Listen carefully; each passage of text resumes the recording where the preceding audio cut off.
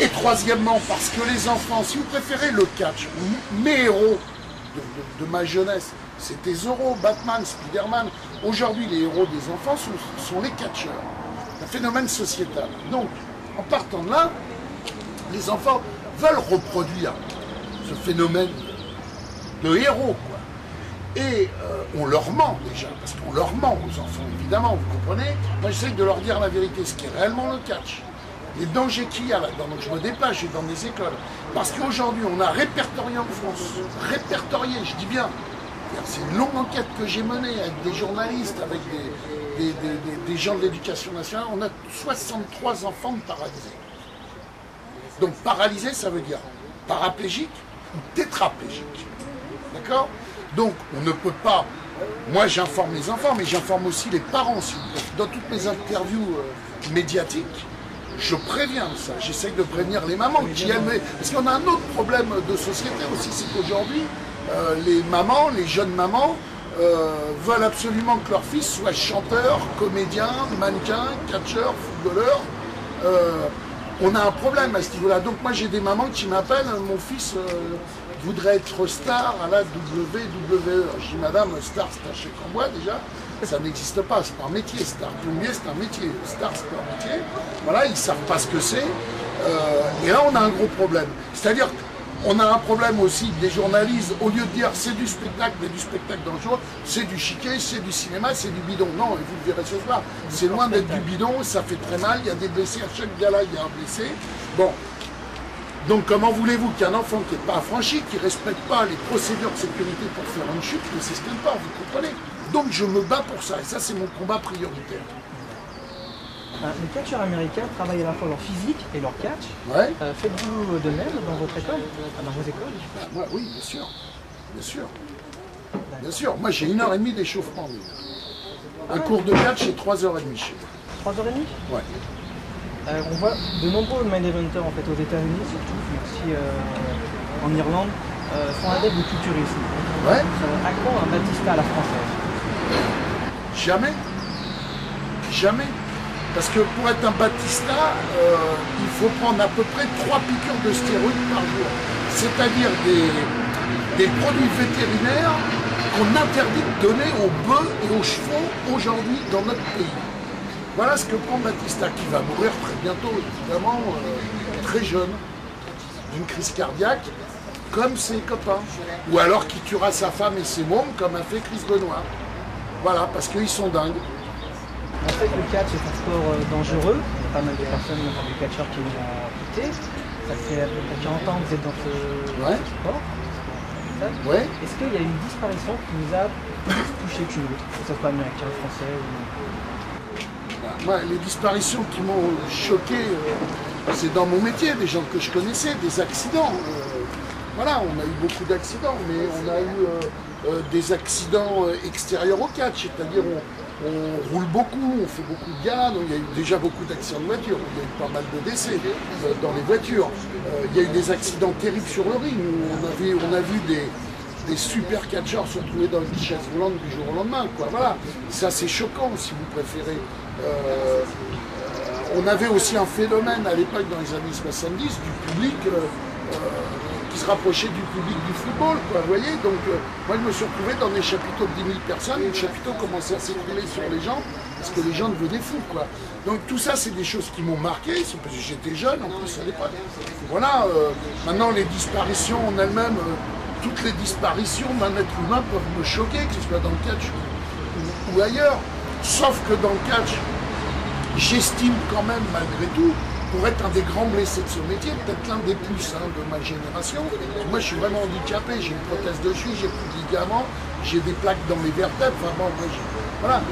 Je dis que nous on a fait un choix, puisqu'on est des adultes, c'était un métier comme être cascadeur, on a fait un choix, donc bon voilà, c'est comme un flic qui va se faire tuer dans la rue par un boxer, je veux dire c'est un choix, après vous comprenez, voilà. Quel souvenir gardez-vous du catch Academy Tour 2007?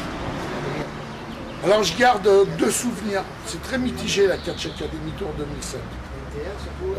Le premier souvenir, c'est une très grande aventure parce que j'ai pris des mômes qui venaient des cités, des mômes qui n'étaient jamais sortis de leur banlieue de Paris.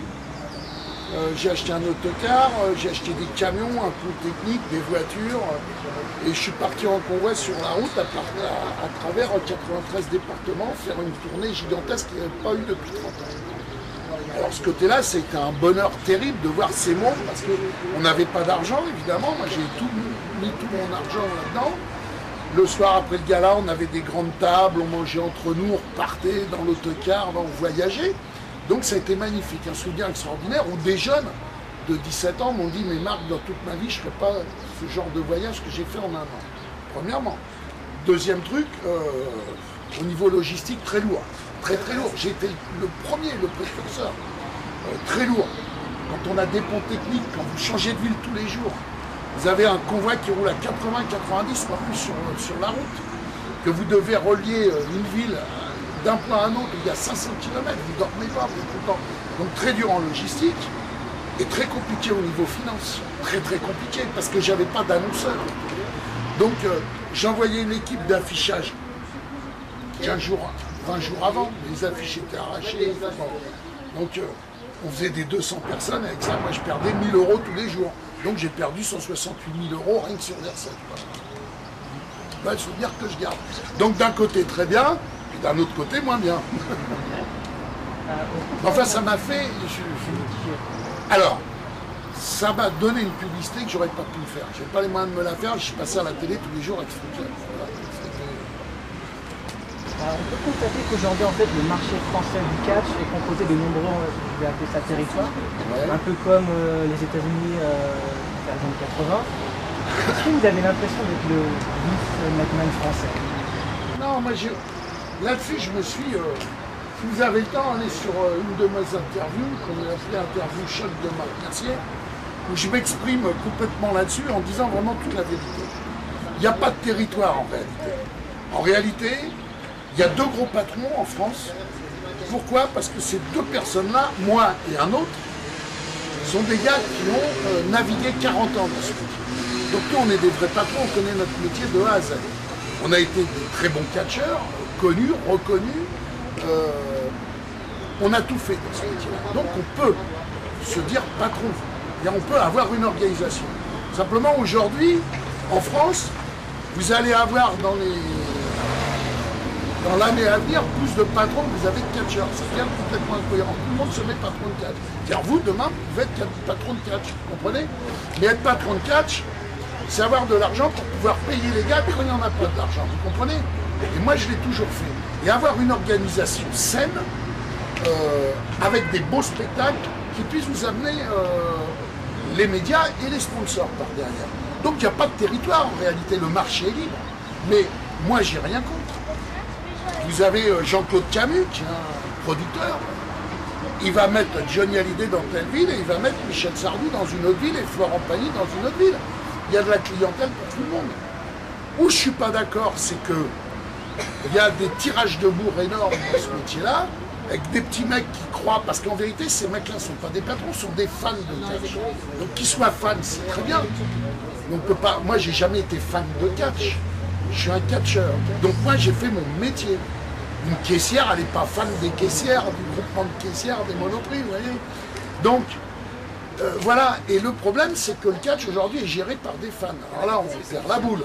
On perd la boule. Vous voyez ce que je veux dire? On marche sur la tête. Il n'y a pas d'encadrement du tout. Donc on fait n'importe quoi. Moi j'ai vu des gars qui deviennent patrons. Ce sont les vedettes de leur show. Ce sont des merdes. Des merdes. Quand je dis des merdes, ce sont des merdes. Et en plus, leurs petites copines du moment, alors ils la font devenir quelque chose, je ne sais pas ce que c'est. Alors vu qu'ils changent beaucoup de copines à cet âge-là, on change. Vous voyez, c'est incohérent. Donc, moi, je ne fais pas travailler mes petites copines. Mes petites copines, elles restent où elles sont et je vais les voir quand j'ai envie de les voir.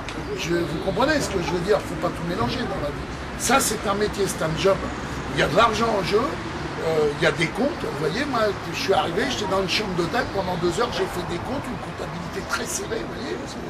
Voilà, et moi, les gars vont être payés avant le spectacle. Ça, c'est être patron.